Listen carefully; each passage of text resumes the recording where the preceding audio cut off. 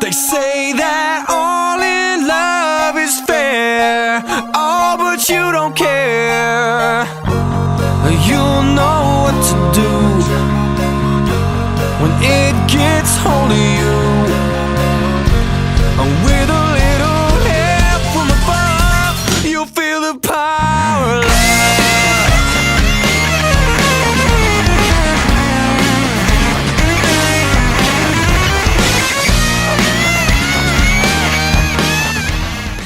Sure you don't know your what? No, I don't need it where I'm going. Well, you have to change everyone else's life again, is that it? Maybe next time you'll pop up in some mansion while I end up in Tijuana doing some donkey act. You know what? I'm over it. Every time I try to help someone, everything just goes to shit. Well, don't give up now, Slick. Hell, you've already done so much for me. Why don't you go back in time and save Mrs. Halpern and her baby?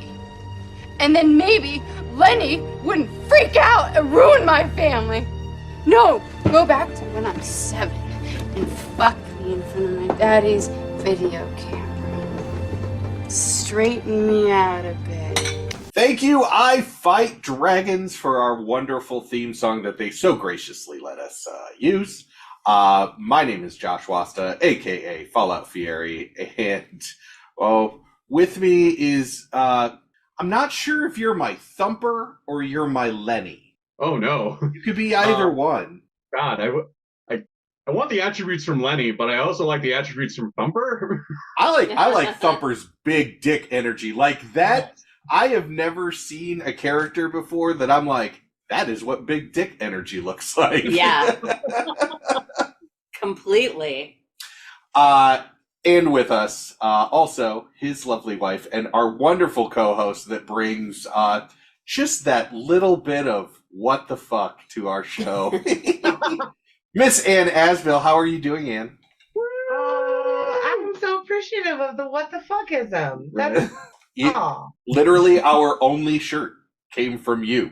The Time Machine Big Dumb Sexy Baby shirt available now. Oh, we'll see what we can come up with this episode. Oh, I'm sure. It'll be good. Ethan Suplee with his hair just really big on his shirt. Also with us, my lovely wife, Jennifer Howland, sometimes host of the show. Hey there. And special guest, all of Graphically Novel is here. He said he wasn't going to come on the show because, and we'll get into it a little bit, you hate time travel I movies. am not a time travel fan. Yeah. It takes something special for me to actually appreciate time travel, and this is something special. This is something special, all right. So today we will be talking about The Butterfly Effect from 2004. I am going to throw it directly to Anne because, and then Jen, because this is the first time either of you have seen it, correct? Yes. Yes. So Dramatic pause. So Anne, take it away. What'd you think? Legit. You know, with all the melodrama of a soap opera, it could have been a little less fucking depressing. It's true. Right? Wow, says the woman that watches Korean soap operas. Listen, there's coming about a rich mom offering some poor girl like $1 million fucking dollars, and then the girl gets so offended, she's like, "No, I'm going to stay with your son," and throws water in the face. It's just, there's a visceral satisfaction. ¿Por qué no dos?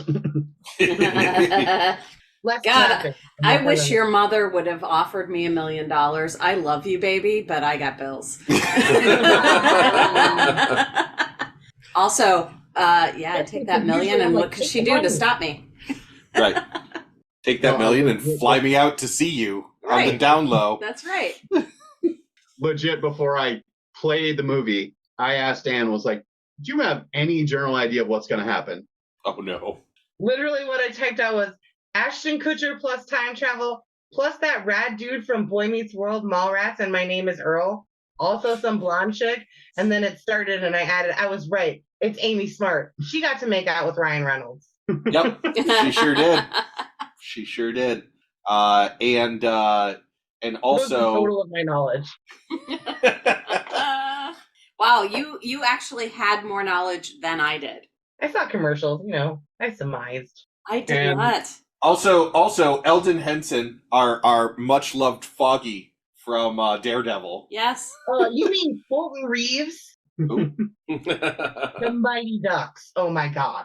Was he in the Mighty He's Ducks? one of the Bash brothers in the Mighty Ducks movies. I'm sorry, I was just so humbled by the acting genius that is Joshua Jackson that I can't remember any other person. That is fair. Joshua Jackson is wonderful.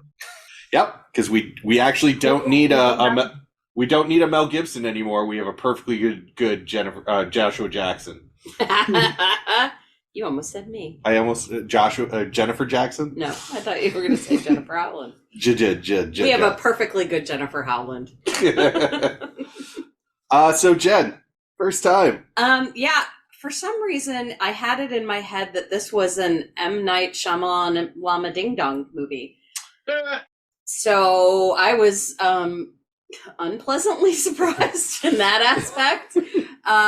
But you were waiting for the weird plot twist that never came. yeah, well, I mean, it happened again and again and again. Like I got stabbed, and someone just decided to play spin the bottle You with got a 6 knife in different my plot belly. twists. Jesus Christ. Yeah. So I really obviously had no idea. I mean, I knew that Ashton Kutcher was in it, and I knew that it was a time travel movie because we were watching it for this podcast. Right. Obviously. Yes. And I honestly had no idea. Like in my head, it was like more about like the environment. Okay. Well, you will then not be surprised to hear that based on the trailer and everything, you had the exact same thought process that many people in 2004 when they saw the trailers for it did. No one was expecting this movie. This movie was the Spanish Inquisition of 2004. Yeah. Well, and I'm sure that I did see that, like, at some point saw the trailer for this movie in 2004 or before 2004, but I didn't go to movies a lot in the theater at that stage. It was okay. So I sent it to the list earlier. I didn't play it for Bear because I forgot before the show. It is very early 2000s. Like it's got that like black screen with the white letters that are moving like you wouldn't steal a car.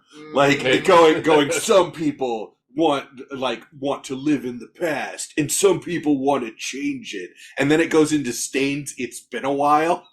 I didn't watch the trailer. Oh, yeah, it is an experience. You and everyone else listening, go and watch the Butterfly Effect trailer on YouTube. Whew. Yeah. It's a Well, maybe I didn't see it. I should watch it because maybe I didn't see it. Maybe you didn't. Because I just need people to understand. In 2004, I had small children under the age of 8. Yeah, you're not getting anything done with that kind of schedule. No, especially not this movie. Right? So, Will and Bear, how long had it been since? Oof. I think I saw this movie not long after it came out. And so in 2004, I would have been, 27? Yeah, I was in Los Angeles. And I was still working at the bar, I think. So there was not a lot of sober time. That was it. That was in the dark times. I'm sure this movie was on during some drunken. Yeah, what the fuck is happening? or we took it made it a bag of popcorn night that's true. at one of the local movie theaters, which is a story we may or may not get into. Yeah, it has been forever, and all I remember is that the basic premise, which is I have mind time travel abilities, but I had forgotten that they basically just kind of walk their way through every possible childhood trauma somebody could have while they were doing it. Yeah, we haven't gotten too much into it, but I did want to say at the top of the show, and I forgot, trigger warning for everything. Sexual assault, incest, suicide, murder, animal cruelty, everything. Yeah, everything. Hazing. Yeah. Just Greeks in general. Yeah. Like not Greeks, the people of Greece. Stalking. Yeah. Yes. Yep. Mm-hmm. Neo-Nazis. Yes. Neo-Nazis, absolutely. Yep. Yep. Canadians playing Latino characters. Also true, which you didn't know, and we'll talk about that. God. But anyway, so watching it this time, well, Will, how long had it been since you had seen it? Oh my God, it's been over 10 years, I think. Yeah. I saw it when soon after it probably came out on DVD. I think I picked it up on like Family Video or something like that, maybe. Noise. This is 2004 or You were, like, 2005. what, 19, I have the 20? feeling like rental places still existed when I saw that. Yeah. 'Cause I don't think I honestly, went to the theater for it. Yeah, that would make sense. And honestly, if I was doing like some kind of like video store staff picks, this would be in my time travel niche lineup. Yeah, it's definitely why it ended up in my top 5, which is why it ended up in our top 5. I think this was like Time Machine, I think, came in because I hadn't seen it, but you were pushing for it. This came in because you were like, I remember liking it. I'm like, yes, and I remember really liking it, and it had a fresh take on time travel, and boy howdy does it. I remember the basic premise, and it had probably about 10 years since I had seen it. But I watched the director's cut, which we will talk about towards the end of the show, because I have all of what the director's cut added in all of its 6 minutes of glory, and I was wrong about one part. So, Okay. yeah. I feel like there's going to be a dramatic pause in the episode while we watch stuff and then come back and talk about that. No, he'll just describe it. Oh, okay. So can we start with hot takes? Yeah, Let's jump right in. By all means. Is this, by definition, a time travel movie? Come on. I that is one of the Because questions that I had. The character does not actually, as he is in present day, go to the past. He basically hops bodies. Well, he projects his consciousness into his past self. Right. So how are we defining time travel? And would this be included? Because it's not a time loop, which Right. we, in episode 0, we talked about all time loops and said they do not count for this show. But So- I don't know. That's a good question. Well, I mean, mainly that question is aimed towards Will, because I think that, you have, have established what you consider to be time travel. And so I'm curious what your thoughts are. I think since it's in a supernatural means, but it's only going to be affecting him and the localized area, I guess it's localized temporal dial-in. Okay. Like much like with that, what was the movie? Frequency, I guess? Yeah, I was just going to say the one where he's got the radio and he dials back and talks to his like grandpa or whatever in World War II. Probably his dad. I would establish. Oh, was it his dad? Okay. Because he is doing cumulative damage to his brain every time he chooses to travel. Yeah. Right. Last. Yeah. Which is honestly my biggest problem with the end of the movie, this ending, is that his doctors basically say, I'm surprised he can walk. Then he does it again, and then he's fine, like seemingly fine. Like they show him 7 years later. Yeah, So- he's just a vegetable at that point. Yes, absolutely. I disagree though, because he went back in the theatrical ending. He went back to the point. He found the old home movie and went back to the point where he first met her. Right. This is before he ever started having blackouts. So this would be honestly the one and only blackout. In all the other, except for one, all the other, actually no, that was the one. In all the other iterations, he had journals. So then the journals only existed because he started having lots of blackouts. But he burns the journals at the end. Yeah, I think that was just, I don't know Weird. what that was. Yeah, that 'Cause was, I they think- shouldn't have existed. Yeah. Right. It was So- Hollywood. This is my Yeah. problem with that ending. I feel that the original ending, as it was intended, tied up things a lot better. Well, and I have to agree with Bear. Like, that does explain a lot, because if he went back to the time where he first met the girl, and that was the only blackout that he experienced, his brain His wouldn't- future self his wouldn't have the future self wouldn't have the Right. cumulative damage. Yeah. Right. That's a fair point. That is a fair point. But does it count as time travel? I agree with what Will was saying, that and that it's localized, and there is physical representation that he did it. Mm-hmm. Mm-hmm. Yeah, because he always comes back with scars. Right. Right. Whether it was well done time travel, that's a whole other question. Right. He's attempting to establish that it was time travel. I heart you, Anne. It was poorly done, but okay, we'll accept it. That's why they piled on all the melodrama, so you paid attention less to the actual. Right, yeah. Pay less attention to our science that's not He's there. in danger. It's a genetic anomaly that allows him to do it. His His dad father. called it a curse, though. Well, So, I mean, yeah. yes, His dad but was locked in the Mateo Asylum for life at the time, so. Yeah. right. Well, Also- weird genetic pre-existing ability to have. Right. It is, but so, okay, that brings up another question that I hadn't really thought of. I mean, I sort of did, but so was the idea that his dad just wasn't smart enough to figure out how to use it? Yeah. Okay. I mean, his dad obviously screwed some things up, and Evan is living in the reality that his dad created. Right. Oh, yeah. Then again, Evan doesn't really, I mean, he fixes things to a degree, but it also excludes his dreams at future happiness with Kayleigh. What was weird to me when watching this, and I don't know if this is so much of a hot take as it's just like a question that I have.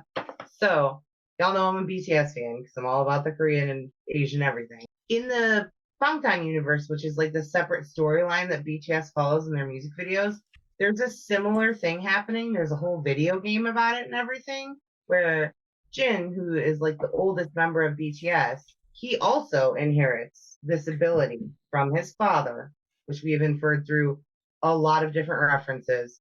And he's tasked with, in this alternate reality, saving all of the other members from their horrible fates. And it deals with things like the butterfly fly effect, because he keeps trying to save people and failing, and then he goes back to try to save them again, but things have changed from his influence. So I just feel like I need to write a huge letter to Big Hit being like, so did you guys take this idea from the butterfly effect, or like what? Did you rip it off and do it better? Because I was going to say, did they do it better? Because it sounds like they did. It's compelling. And it's definitely a lot more subtle. It sounds like a combination of the butterfly effect and Final Destination from the way you just described it. It sort of is. I don't know Final But also just the like inherited ability. You will. You don't. No. David his friend was like, I'm writing a letter to Bang Shi-hyuk. Like, so this idea. Did you watch the butterfly effect? Where did this come from? Because I mean, how old is the oldest member of BTS? Jin is almost 30. Okay. The storyline started when the band started in 2013. They debuted, so it's been 10 years, but well after this movie was released. Yeah, Okay. 9 years after this was released. Okay, write the letter. I want to know. I have a draft saved, so Okay, good. So I feel like to talk about this movie coming out in 2004, it is impossible to separate it without talking about Ashton Kutcher during this time. Because this movie, for him to be in it, came out of fucking nowhere. But was he doing like that 70s show in Punk'd? Yeah. That's, like, He cool, was. right? He had been on one episode of Punk'd. He hadn't taken it over yet. Got it. He was on That 70s Show that was started in 1998, so he'd been doing that for 6 years. Mhm. He was in Dude, Where's My Car in Oh 2000. my fuck. And the year before this came out, he had his two like rom-coms, Just Married and My Boss's Daughter. Ooh. Yeah. And then The Butterfly Effect. I feel like disingenuous going, because both of those trailers for those rom-coms turned me off so much that I never watched either.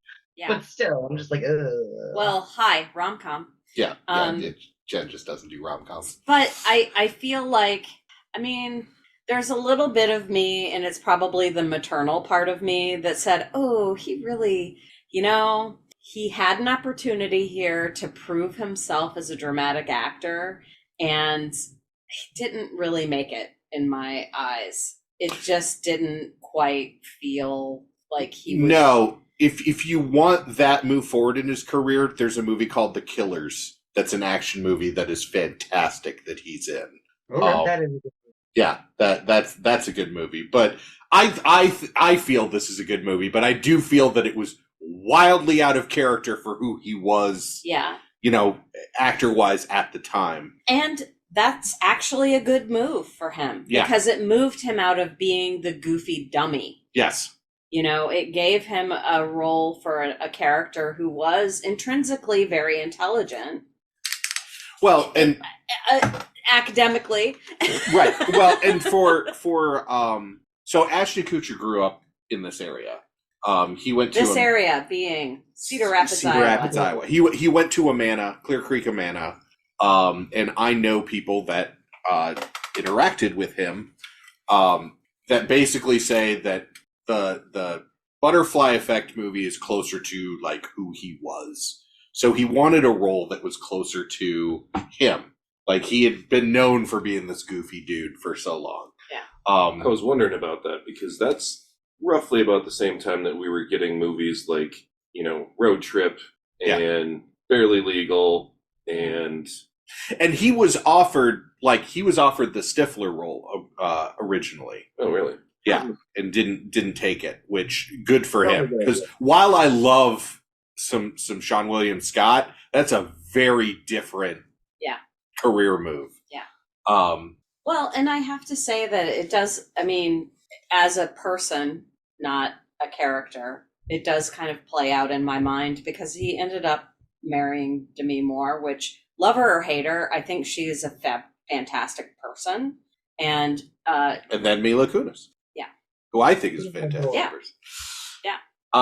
I mean, he surrounds himself with good people, right. is what I'm trying to say. Right. But anyway, the Ashton Kutcher hate actually hit this movie. Like, I remember a lot of people did not go to see it or were dunking on it. But the hate did not really affect it too much. $13 million budget, $17 million opening weekend, $96.8 million global. Holy shit. Yeah. That is known as a smash. There was a sequel made. I have not watched it. And I probably will not. Wait. Uh-oh. I no. don't remember it, but I believe it went straight to DVD. Yes, it absolutely did.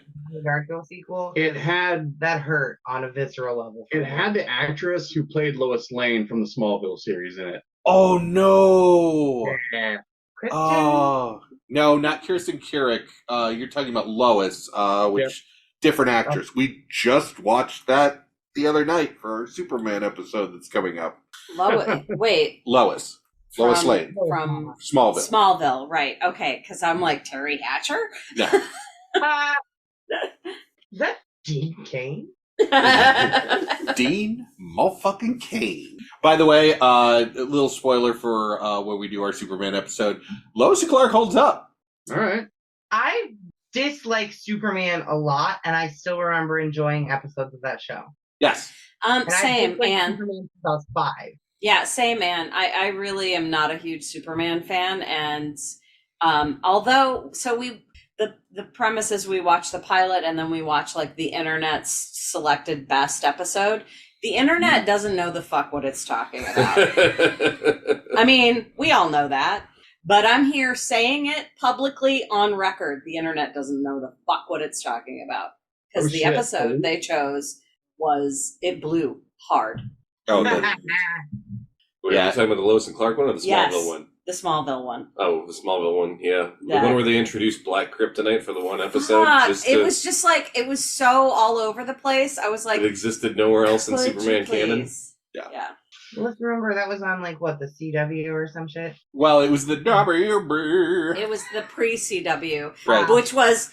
It was trying real hard to be the CW. Well, it was built off of Buffy. Yeah. So... I understand. But Buffy did melodrama much better. And I am a fan of okay, I know I'm getting way I off will topic turn here. on second season of Buffy to show you the Buffy angel scenes. Don't you tell me. He likes to punish his female characters for having sexuality doesn't mean Buffy wasn't a great show. Right. Just means Joss Whedon's a piece of shit. Yep. Yeah, you fucking creative piece of shit. I hate you so much for doing things that I love, and then I hate you. Well, and then being a scumbag. Yeah. Like, Yes, that's what I mean. I can still hate you for being a person. Yes. Yes. I can love what you do and hate you as a person. Yeah. Yes. Yeah.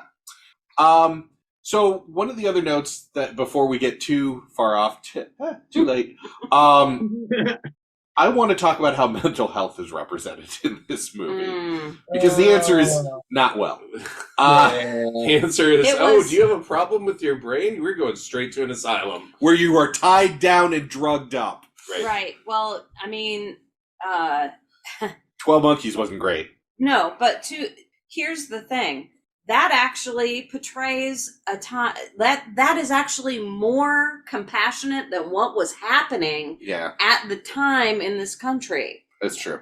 Because there were people who were with mental health issues who were institutionalized, who were just basically given change of clothes, $10 and a bus pass and said, good luck.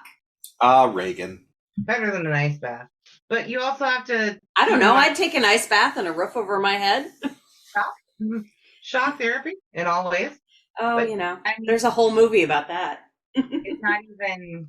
they're not portraying him, and it sucks, for sure. But they're not portraying him as, like, the typical person that's presenting with, like, depression or suicidal ideation. They're representing him as someone who is suffering from paranoid schizophrenia. Although I still think it's funny because you have the movie Donnie Darko, which came out shortly prior to that, who was also experiencing time travel anomalies, also presenting with very definite paranoid schizophrenic tendencies. And because his parents are like rich yuppies, he's seeing this private psychotherapist and just taking meds. So that on our list? Maybe it's because his mom Donnie Darko doesn't have the resources for treatment. Right. But see, it's weird because he's apparently being seen by the same doctor that's treating his father. Well, because at that point he's a specialist because they're thinking that there is something in common. Right, but that may also be the only mental institution in town. So that tells me it's a research facility. Possibly. Or a teaching hospital. Well, and okay, so I'm going to say clumsily done before I ask this question, but was this movie trying to make a statement about that? Because the person that doesn't go to an institution is Tommy, who arguably has antisocial personality disorder. He does go to an institution, but not... I thought he went to juvie and he went to jail. Depends on which timeline. This is what I'm talking about, because an institution, juvie is an institution. It may not be a mental health institution. Okay, a mental health institute. You knew what I was saying. Because Lenny goes to a mental health institution. Right.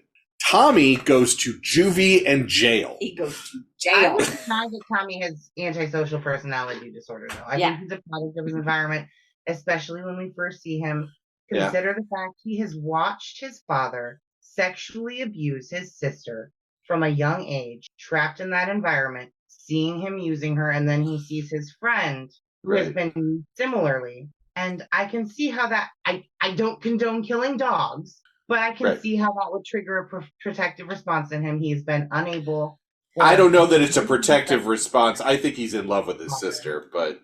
Well, yeah, and I think to add on to what you said, Anne, I think that not only has Tommy been forced to watch his father treat his sister a certain way, I think he has been forced to be with his sister. Been treated terribly the entirety of his existence, and if we act because of the changes of the movie as if that hasn't informed that first generation of him, I don't think we're being genuine. Yeah. And are they twins? No. Is he older than her? Is Tommy older than Kayleigh? I think Tommy is a little younger. He seems to be smaller and younger. Yeah. Well, and she sees very protective of him, which would be indicative of an older sibling. An abusive household. Generally. Well, this is going to be a hard episode to make fun of. I mean, I don't think it is, but I have a very dark sense of humor. Let's switch up from this to I'm sorry, and this is the joke I was making earlier about how crack whore Scarface Kayleigh is my favorite Barbie in this movie. It's totally possible to make fun of it. It's just you have to go a dark place.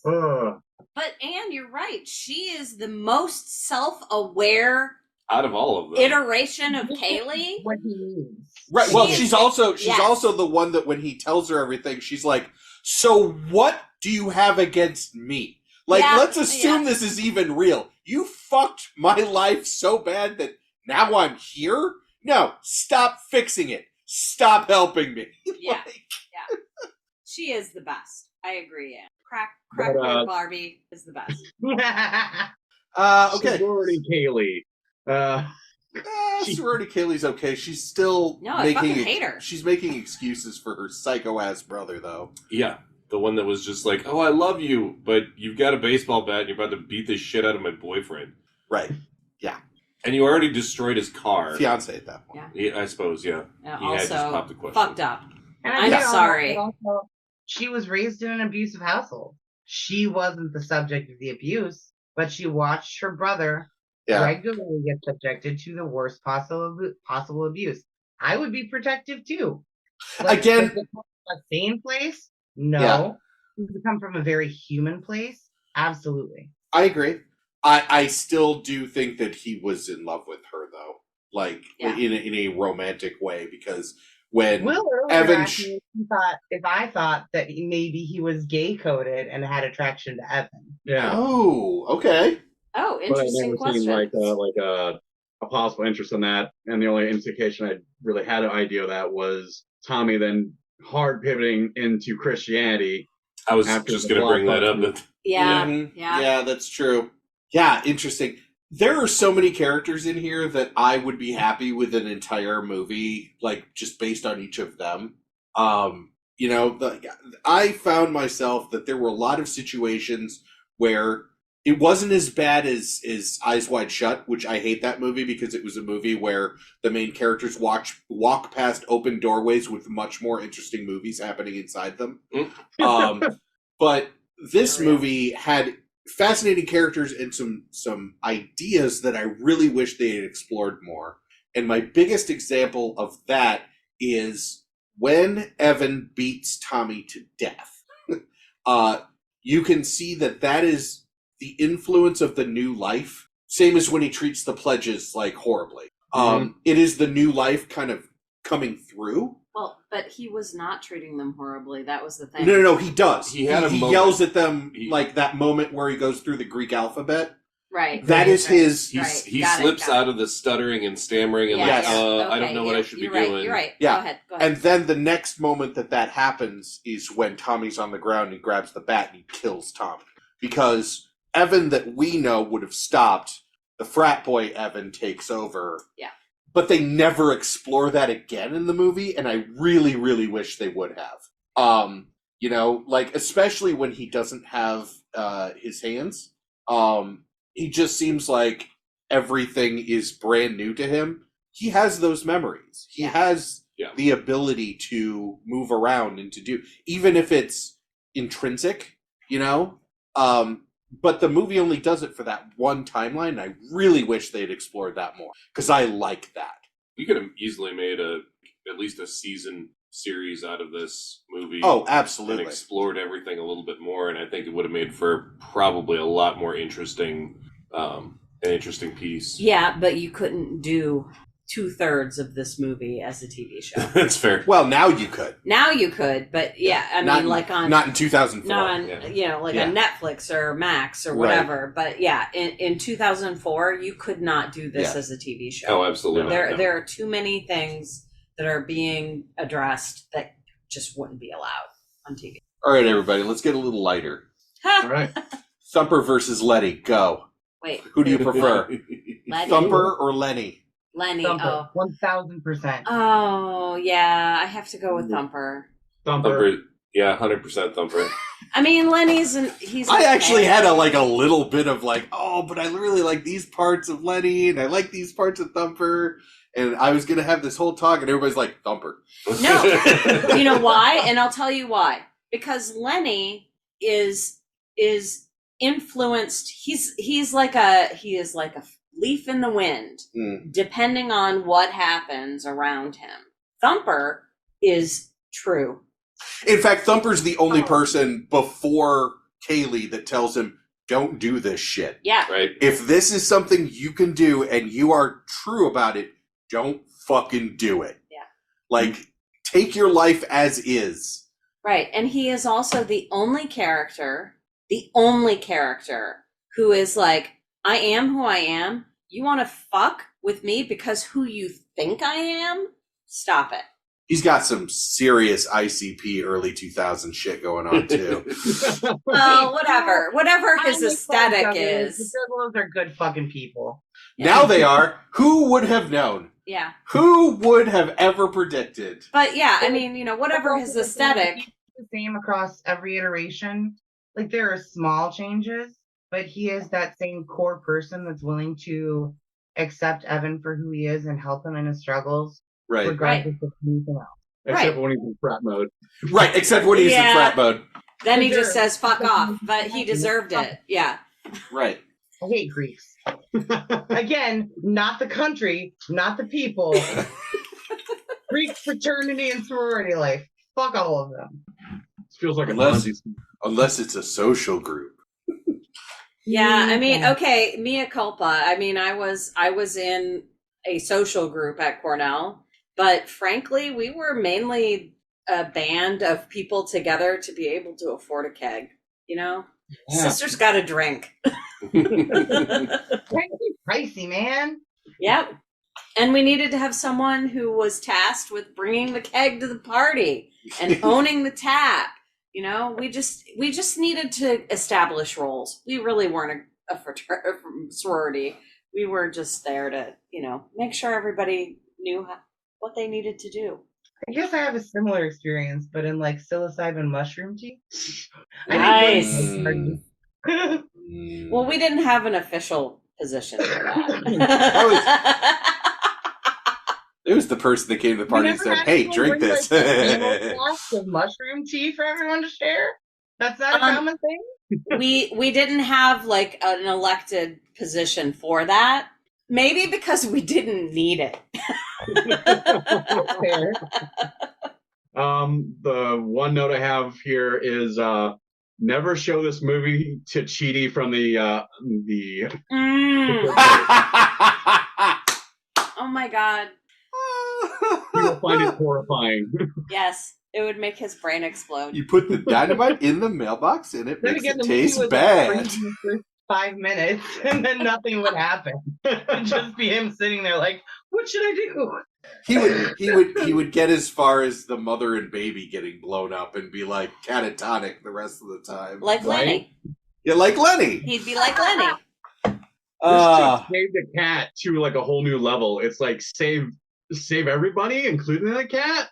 Right. So we touched on it before with Scarface, Crack or Barbie. But I want to talk about the best actor in this movie, and that is Amy Smart. Fucking rules in this Only movie. one with any subtlety at all. Well, and she has to do so many different. On the screen with his whiskey and camcorder, and I was like, "He's fucking making kitty porn, isn't he?" And Will just looks at me. It took 30 seconds. I was like, "Motherfucking child pornographer." Same. Like I'm like Eric Stoltz. I love you. The single mom's leaving the kids. Yes. A kid with kids. He's drinking. He's got a camera. Yeah. Oh, it's a basement now. Big kitty porn energy. But Eric Stoltz, like, bless him. I love Eric Stoltz so much. But bless him for like, oh, you want me to be, oh yeah, that dad. Okay. Yeah, all right. Eric Stoltz is also one of those character actors. When you think of Eric Stoltz's first movie that comes to your mind? Elephant Man. Elephant Man? I honestly, after seeing this, I can't remember him in anything else. I know I've seen him in other stuff, but I'm just like... I'm kind of wonderful, but I'm 80s trash, yo. Well... Mask and the Back to the Future. Right, Mask. Sorry, Elephant Man Mask. Yes, yeah. Sorry, what was the second part? Mask and the Back to the Future version with Eric Stoltz that never came to be. Right, because yeah. For me, it's The Prophecy. Like, I was wondering, I was like... I don't remember him from anything else, like, before I knew him from The Prophecy. So, Mask, because I am the old trademark TM.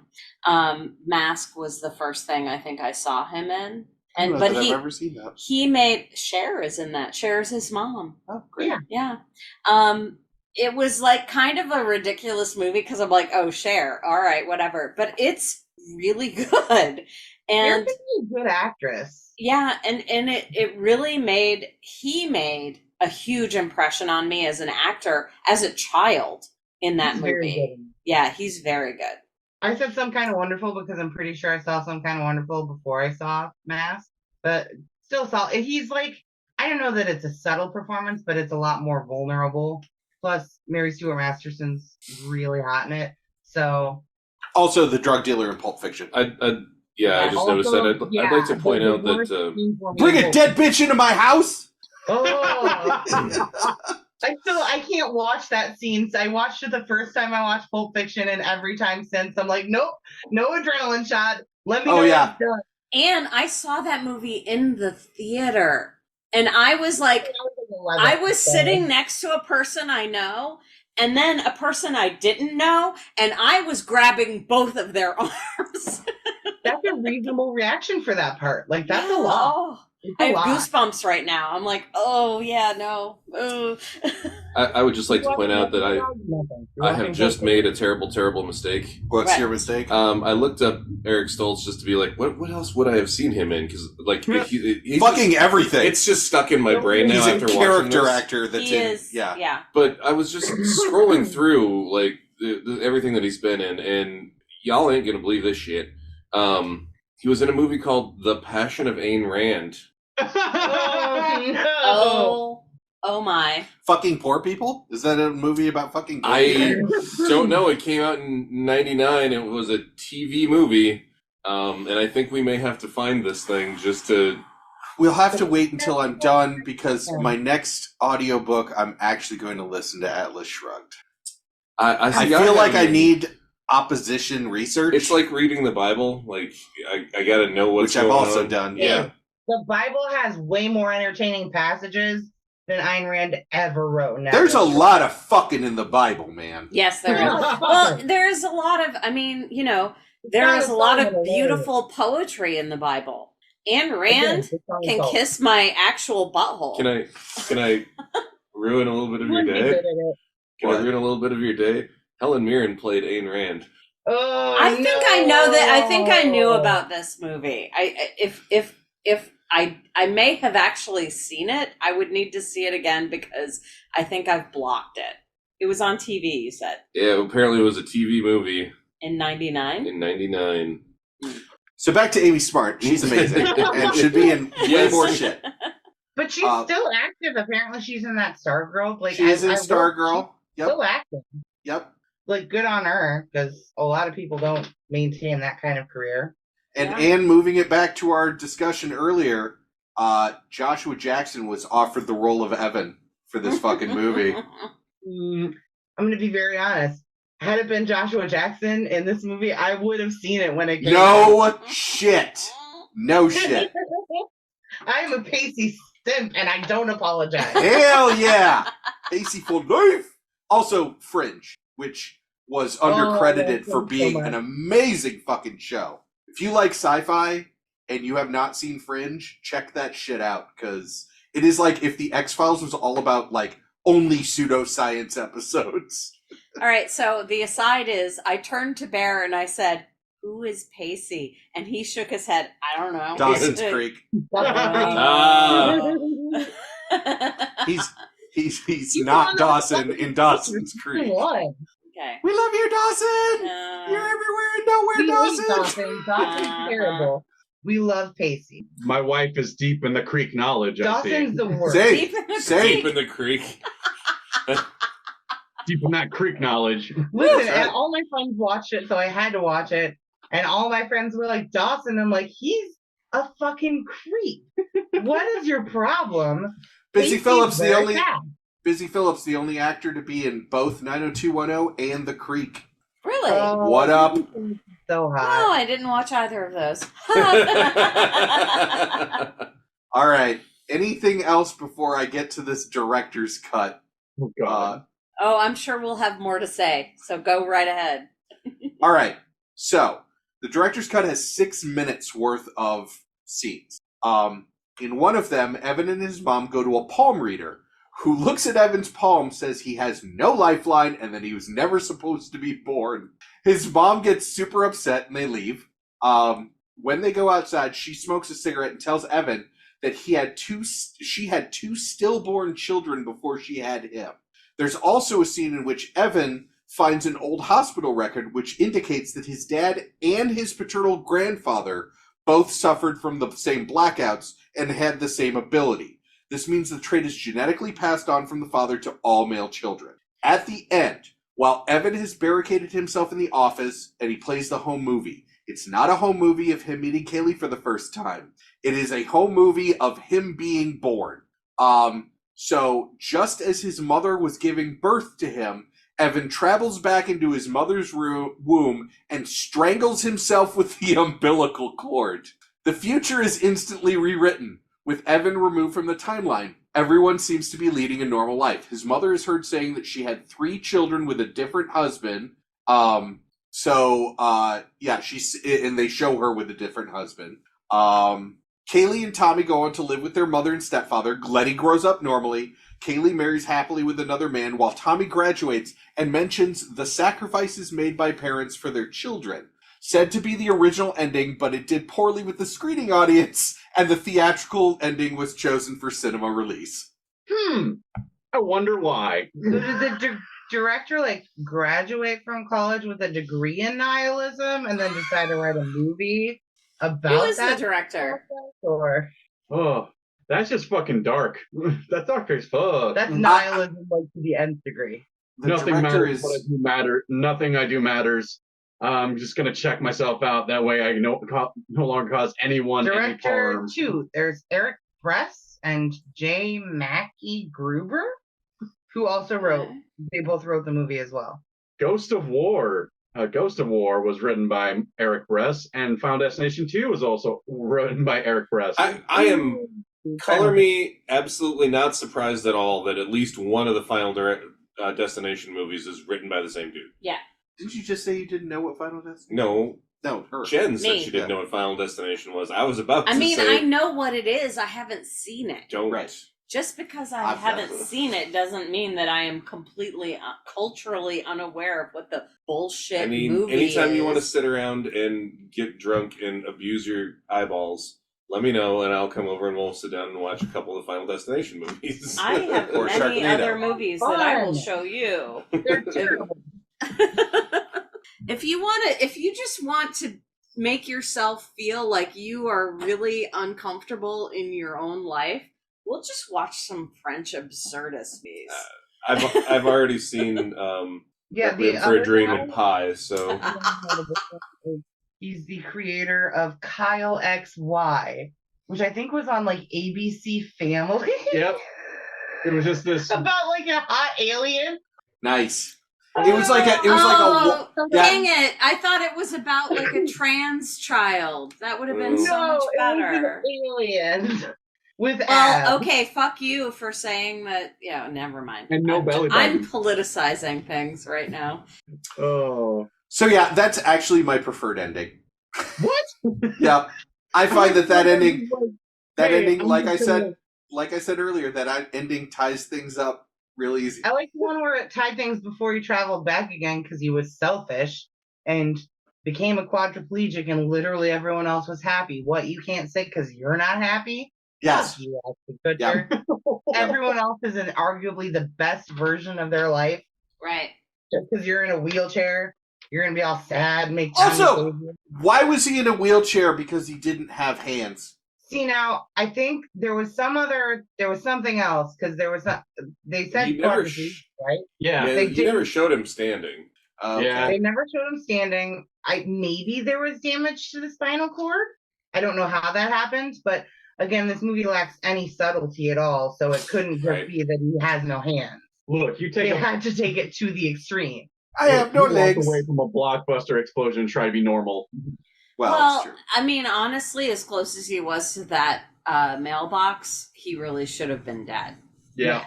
Just saying. I mean, at first that killed The him. idea that the most damage was to his forearms and hands Yeah. is ludicrous. I mean, just because he put his arms up like this, shrapnel doesn't care.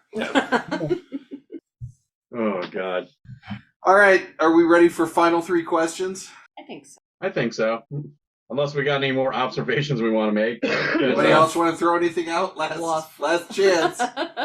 Evan, did you have to roll a 1 on your last conversation you had with Kayleigh in the Prime universe you were at? Oh my God, so Jesus. funny.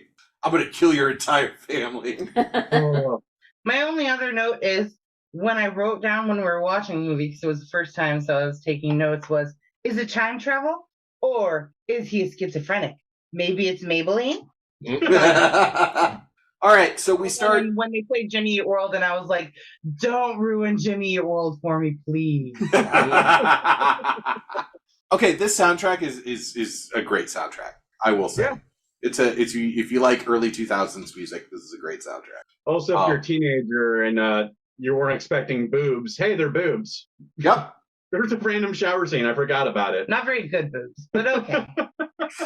Well, yeah, I mean, there's almost complete nudity. Yeah. Yeah.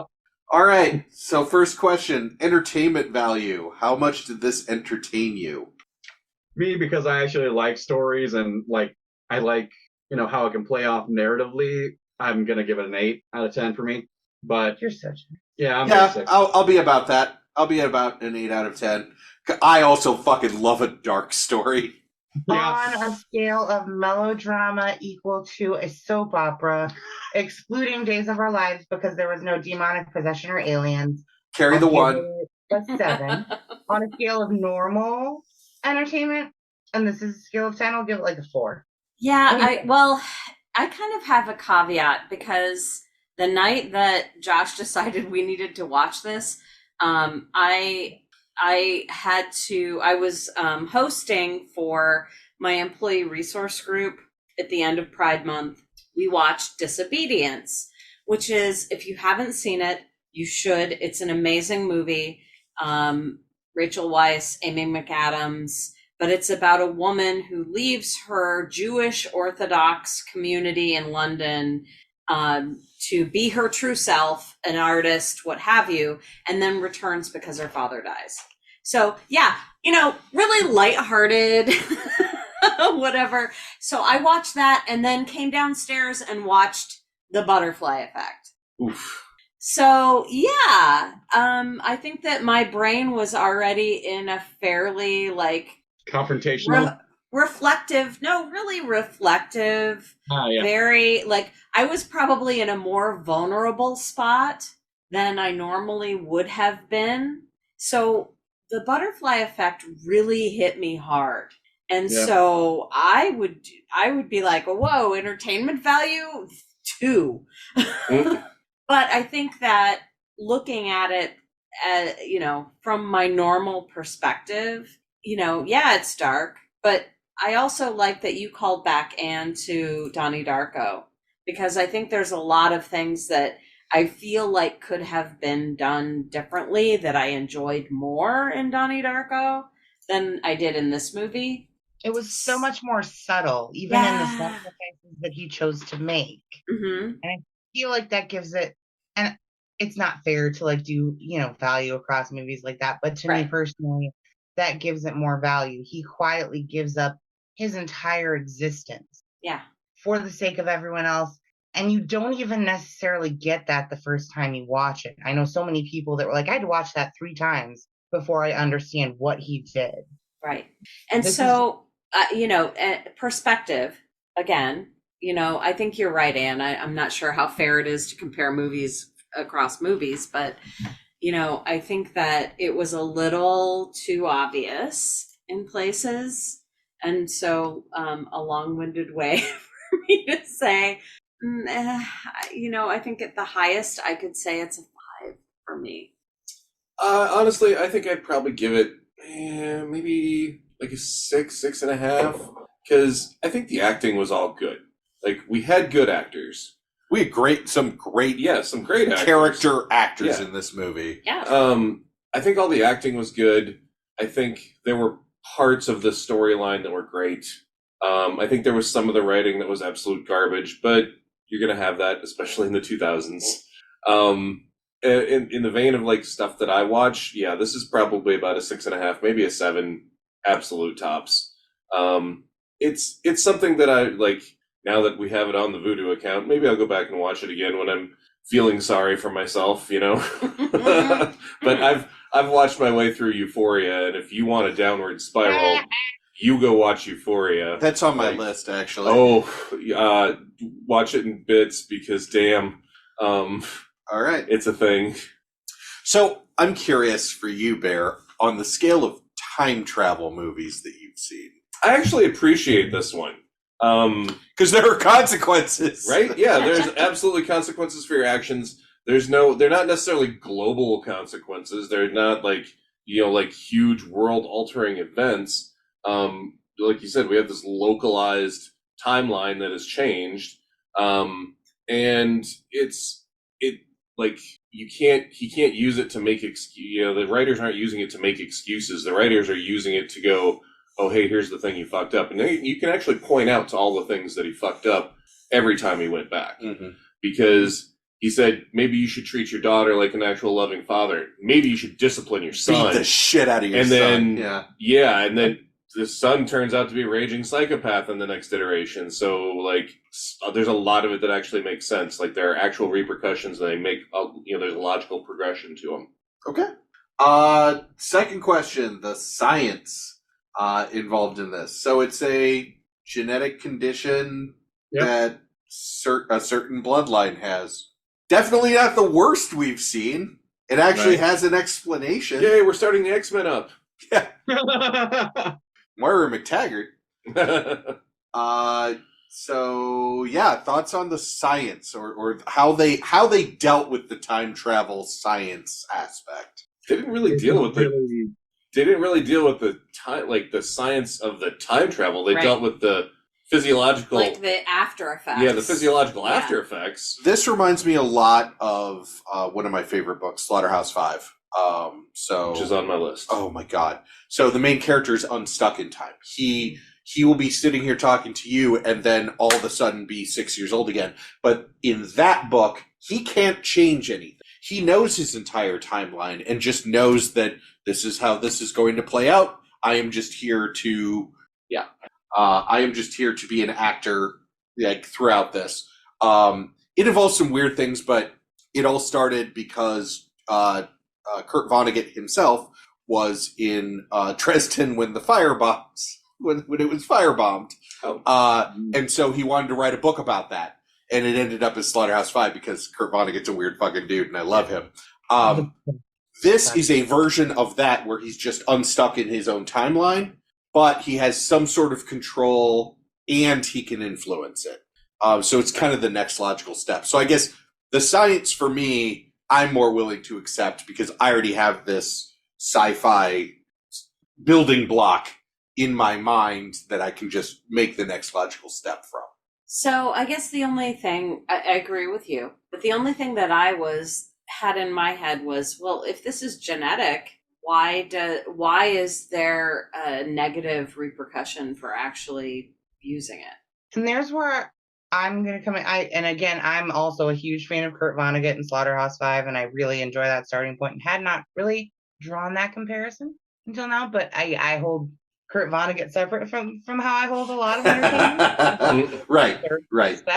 God bless you, Mr. Rosewater is still probably one of my top 3 favorite books ever.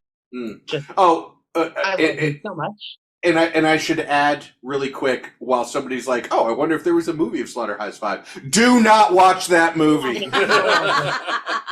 It's like the Naked Lunch movie. Just do yourself a favor and read the fucking book. Yes, right. Please. Yes.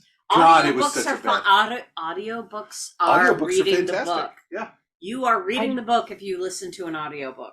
Do it. Be good to yourself. I can't listen to audiobooks because I'm so picky about the narrators. So I don't know that this movie works for me. Yeah. Okay. And I don't know quite what to put that down to because I do feel like the performances were fairly solid. I think maybe a little of it was they went so much with that like early 2000s like jump cut energy in the editing And a Yes. lot of Oh yeah, yeah. It is, like I said, it is very slow for me. very early 2000s. Very. I feel like this could have been a good movie and a good exploration of time travel. I feel like it felt lacking in a lot of ways and fell short of what their initial intentions were. And I think that shows through the science as well. I feel like they put in an explanation and they tried to put in some supporting stuff. I don't know that it amalgamized into a whole that felt satisfying for me. I'm going to agree with Bear. If this showed up this year as an HBO Max or Netflix miniseries, yeah. or I would watch the shit out of this. Yeah. I would at least give the first episode a chance to see if they expanded on what was trying to be done in a better way.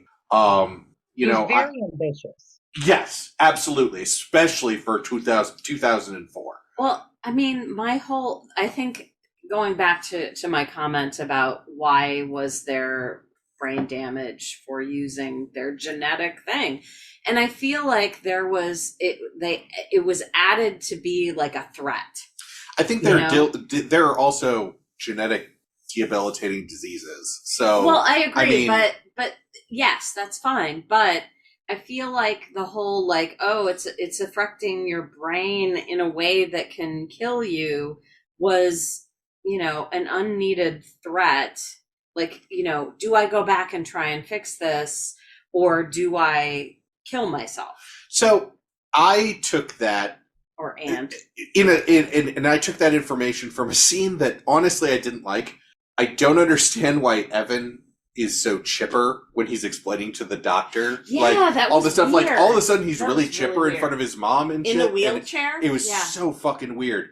But the knowledge that came out of that was it's not necessarily the time travel. It's the second life that gets jammed in his synapses afterwards in seconds afterwards, because he actually says, he goes, oh, because I put 40, it's like I put 40 years worth of memories in my brain in an instant. And the doctor's like, I mean, yeah, like there's no way that he would describe it that way. He's just like, there's a lot of information or something has happened to your brain that caused it to hemorrhage. So it's not the time travel that's doing it.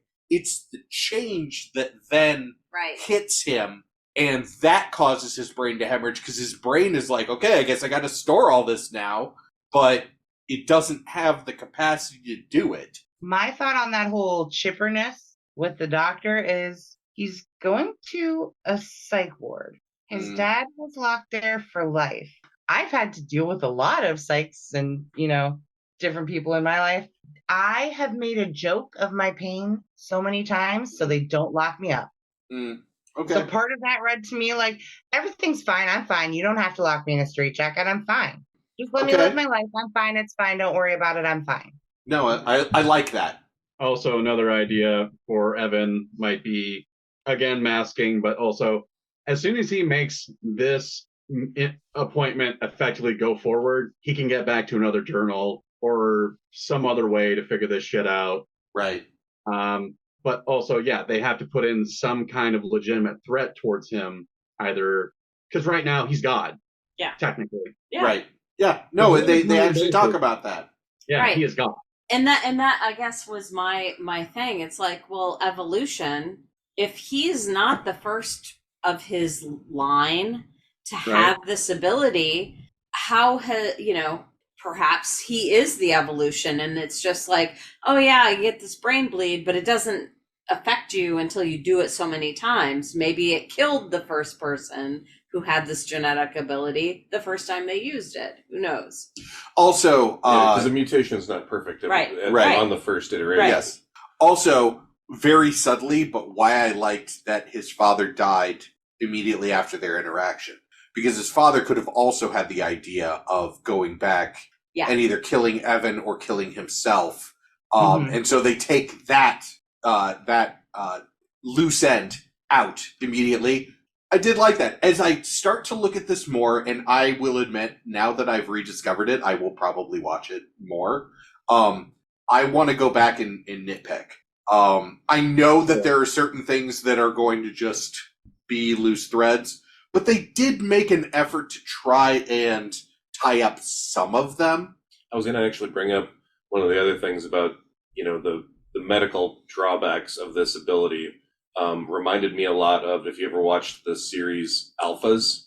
Yes. The mutants that everybody had a mutant power, but they were also tied to loss, like in a some loss. way. So like the person that had the ability to heighten any one of their senses to superhuman levels lost all of the other 4. Right. So like they could hear, 10 blocks away, almost a mile away, but they lost their sense of sight, their sense of smell, their sense of touch, their sense of taste while they were doing it. Right. So somebody basically had to watch them to make sure, Yeah. And the guy that could see all waves, radio, Wi-Fi, everything else, was autistic. Yeah, the guy that had the complete, could see the entire electromagnetic spectrum was 100% autistic. The guy that was super strong. Was he nonverbal?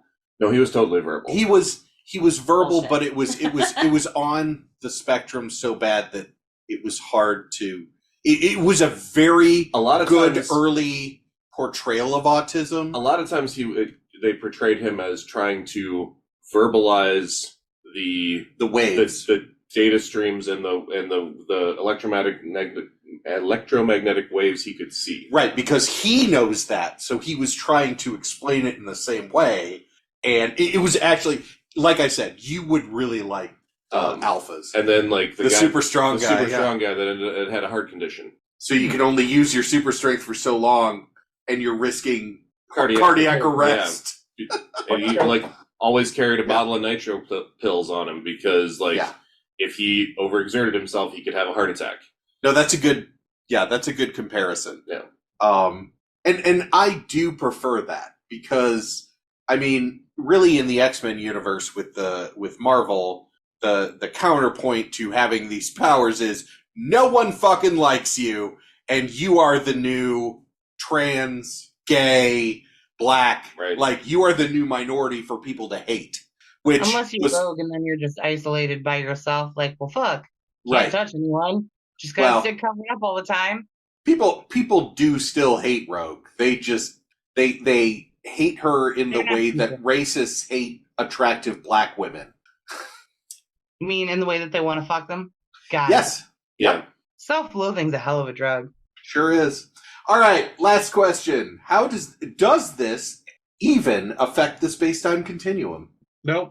It's very small, minute, at least in my observation. Yeah, I agree, Will. It's super, super localized. Well, and also looking at it as the movie... Okay, so this is what I was excited about with this movie. Because the movie's first half it's not about time travel. It's about a kid that experiences blackouts. Mm. And you don't get to that until Evan starts to go back and fill in the blackouts. Yeah. So this is an entire story. This was already written. As it is presented to us, it is a beginning to end. Everything has already happened. So you could argue that this fate has already been determined. Sure. And that's why it doesn't mess with the time-space continuum, not just because it's localized, but because it's encapsulated. It's just this series from beginning to end, and that's it. Right, but I mean, the premise of the movie is, the whole butterfly effect is that all of these waves, even though he went back and fixed it for his localized people, every time he did this could have had bigger ripples out. Absolutely. And I think that's the consideration is he fucked with the timeline so many different times that the ripples are at cross, we don't know where the one ripple intersects another and how that affects the overall timeline. So then do we go back to the Back to the Future episode where we say, okay, well, they're just then separate timelines? I don't think you can. What's established in the I don't know. I think no. Physics, time doesn't exist linearly. It's a river. Right. It's all around us. We experience it on a linear basis because that's the only way our minds can interpret it. Right. Maybe they got a little overly ambitious with picking the title because yes, when you're using the title of something called the butterfly effect, where we're implying that the beating of Global. a butterfly's wings can cause a typhoon around the world, they're setting us up for expectations that they don't deliver on. Yep. Agreed. I Also- agree with that to a point. Well, go ahead, Will. No, I had an idea. Different director's cut. It's Evan walking past Kayleigh in New York City, and then a meteor fucking drops on everybody. And go full ham. Yeah. Wipes everybody out. I agree with that. Oh, you saved everybody, huh? About that. Boom. Boom. I agree with that. Your theory up to a point, because they do show, like, during the different iterations, him making small changes, and like just in the little things that he does or says that have the impact. Specifically, when he jumps back into the kiddie porn scene, Mhm. and he says, "Treat your daughter, actually be a loving father and treat your daughter right, and discipline your son." Well, that had a massive effect on his future. Now, did they take it to a global scale? No. Should they have? Yeah, probably. Show me how even the smallest ripples affect other things. But that also takes a miniseries. Mm-hmm. You can't do that in the amount of time that this movie had. Well, Right. precisely. Yeah. And just as an example of how those tiny ripples could be bigger is in the iteration where Tommy is Christian and he's whatever, like there are missions, there are other people outside of the story that could have been benefited by Tommy. Who Evan then fucks by being like, well, I'm not happy, so. Right. But also on the flip side, in those iterations where Tommy is just a fucking psychopath and running around doing crazy shit because, like the scene in the movie theater where he just beats the shit out of people because he's mad, that can go out much farther because, Tommy's out in the world. He could be encountering people and just fucking their lives up. That's another way that it could be. And so I think in a small way, the movie kind of nodded to what those smaller ripples were. I think the best case scenario is just to kill George. Just kill the dad. Oh, I'm like, who's George? Sorry, So, Eric like, Stoltz when are you character. going to do that? How are you going to do that? Are you going to do that in front of the kids and then they have PTSD? Oh, right. About that? They're Well, I wicked. mean, but Evan already Or watched George his dad Michael, die. Michael. So, Evan has that trauma no matter what. Right?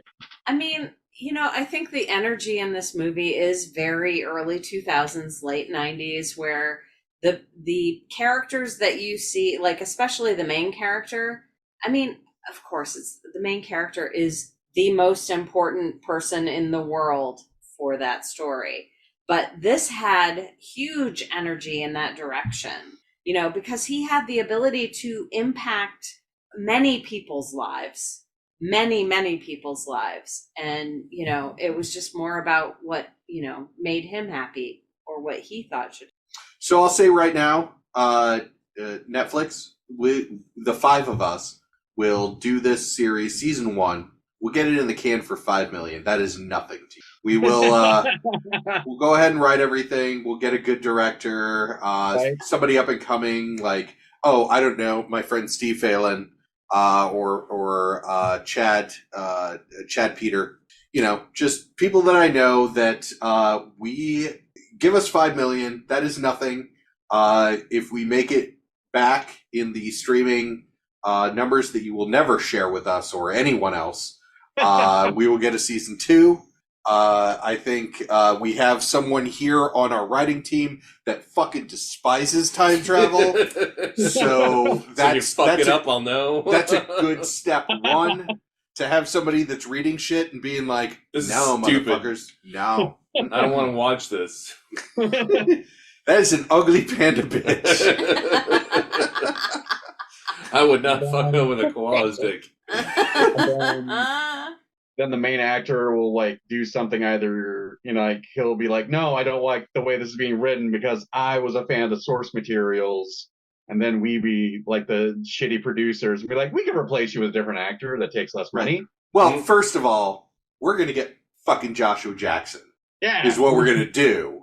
Yes. Because right now he's what is he doing? He's doing the Fatal Attraction. Fatal Attraction. Fatal Attraction show. Yeah. Granted, there's not a lot I wouldn't do to make out with Lizzie Kaplan, but like, come on. Right. Well, So, It's already been made. Are you going to boil bunnies again? Because that was a pretty strong statement. right? also, Joshua Jackson is not a college student age. I mean, we would You have don't to need a college change student the- age. You got so much more life to fuck with if you don't discover it until you're in your 40s. Fuck Right? this whole teenager, early 20s shit. Fuck all of that. Well- I'm tired of it. Okay, but that's fine. But you're also then excusing an adult, a grown ass adult, making decisions without any consideration for consequences. He was a grown ass adult in this. He's over 18.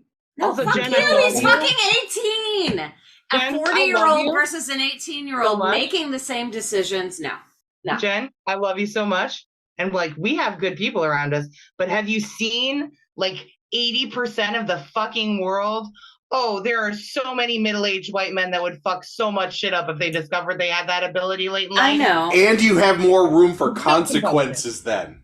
Because you have 40 years worth of Listen, consequences. I gotta tell you something. I would fuck the first 2 iterations up.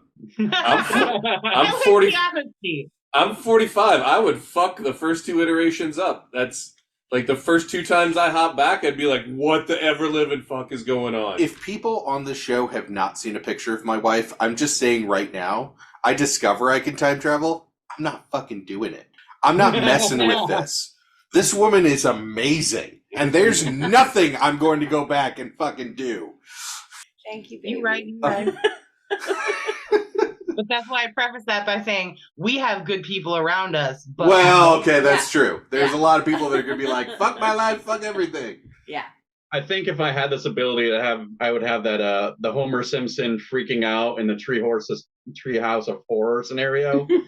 Got the time machine, and he's just screaming, "Don't touch anything! I'll touch Yes! anything!" Smashing shit. Who would accidentally create the worst possible timeline just out of sheer overload? This Yeah. is not a good place. Uh-oh. All right, any final thoughts on the butterfly effect? Hi, I'm Evan Treborn. Welcome to Jackass. Welcome to Time, Jackass! Oh, If you're that's looking for a amazing. happier version of this, watch About Time. It's 2013 rom-com. Oh, It's really? Yeah. Okay, Josh will watch that. He'll Forgettable. fall on that sword. I sure I will. don't remember much about it. Billy Nye's the dad, and he's like, I have this ability too. I jump in the closet and I can jump back, but it changes things.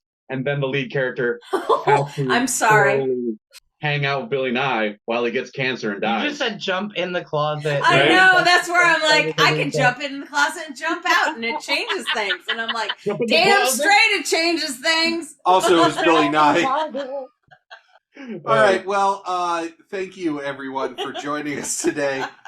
Our next episode is, tragically and sadly, our last. It is.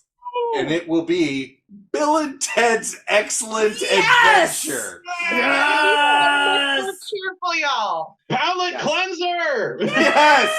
Yeah, we went the darkest, and now we're going to go the lightest, because... We went like the opposite way of Jen when we watched this movie, by the way. We watched it and then specifically held back the most recent D20 Dungeons and Drag Queens episode to watch after, so I could make myself happy after all the fucking trauma and tragedy of this movie. No, Yeah. that does remind me that we do need to watch any of that. So, Yeah. is it There's YouTube? only one episode out so far. It's really cute watching Brennan. Oh, and it's Alaska Drag Queens. Thunderfuck, right?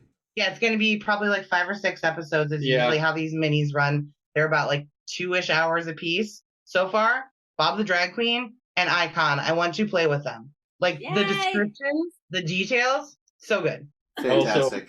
Brennan Lee Mulligan is basically teaching the drag queens the process of how to just play, and it's like, that's a D20, you're going to be rolling with advantage, so you'll get to roll twice. Oh, Beautiful. nice. Like, Okay. teaching them the basics. It's Yeah. so good. Beautiful. That's beautiful. I love we it. we may pop that on as a palate cleanser to Superman and Lois later today. Oof. Highly recommend.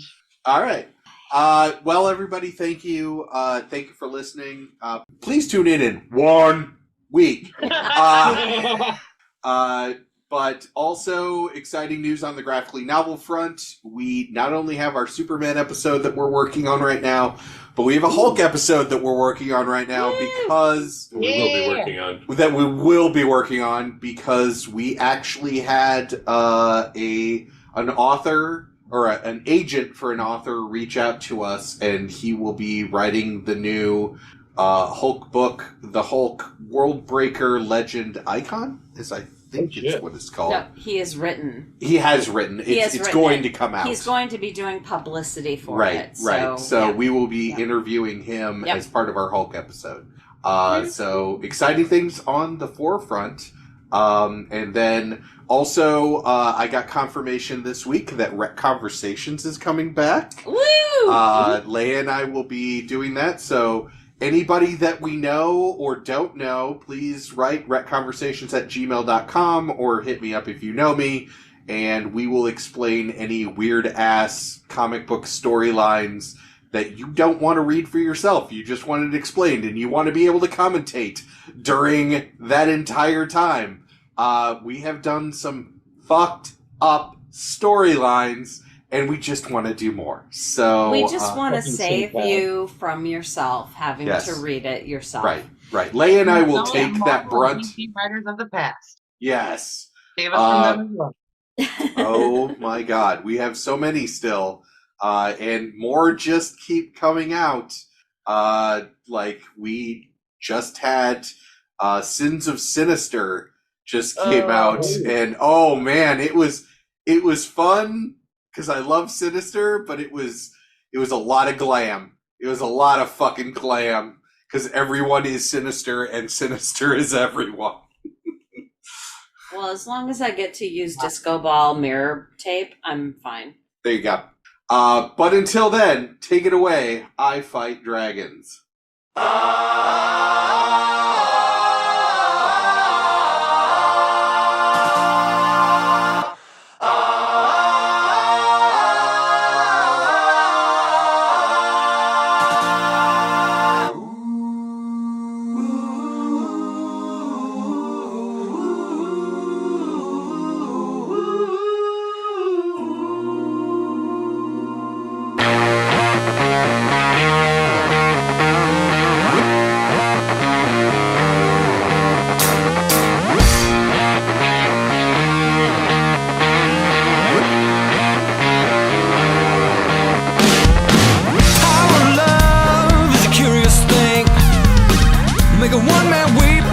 Another man sing, changing a heart to a little white dove. More than a feeling, that's the power of love.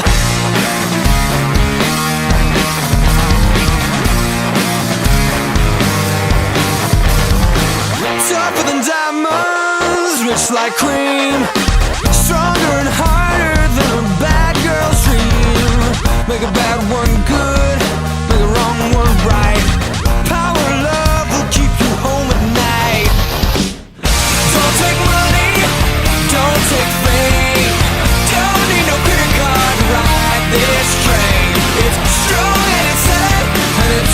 Sometimes, but it might just save your life. That's the power of